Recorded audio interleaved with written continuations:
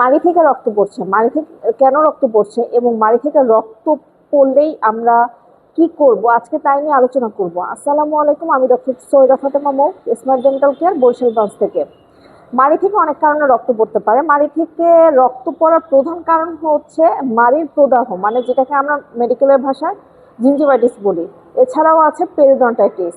তাছাড়াও গর্ভাবস্থায় হরমোনাল চেঞ্জেসের কারণেও মাড়ি থেকে রক্ত পড়তে পারে। যদি রক্ত পাতলা করণীয় ওষুধ যদি সেবন করে, যেমন হচ্ছে অ্যাসপিরিন, ইকোস্পিরিন, ক্লপিড, এই জাতীয় ওষুধ যদি সেবন করে, সেক্ষেত্রেও কিন্তু মাড়ি থেকে রক্ত পড়তে পারে।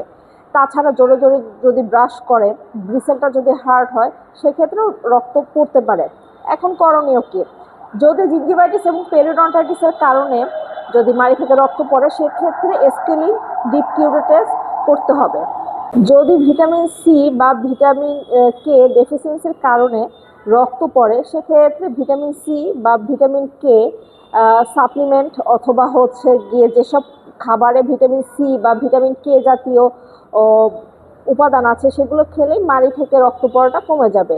এছাড়াও যদি ব্রাশিংয়ের টেকনিকে ফল্টের কারণে যদি দাঁত থেকে রক্ত পড়ে, সেক্ষেত্রে নরম ব্রিসেল যুক্ত ব্রাশ দিয়ে দিনে দুবেলা ব্রাশ করলে দাঁত থেকে রক্ত পড়া কমে যাবে। আশা করি মাড়ি থেকে রক্ত পড়ার কারণ ও তার প্রতিকার সম্পর্কে একটু হলেও ধারণা দিতে পেরেছি। আর এই পর্যন্তই। ভালো থাকবেন, সুস্থ থাকবেন। আল্লাহ হাফিজ।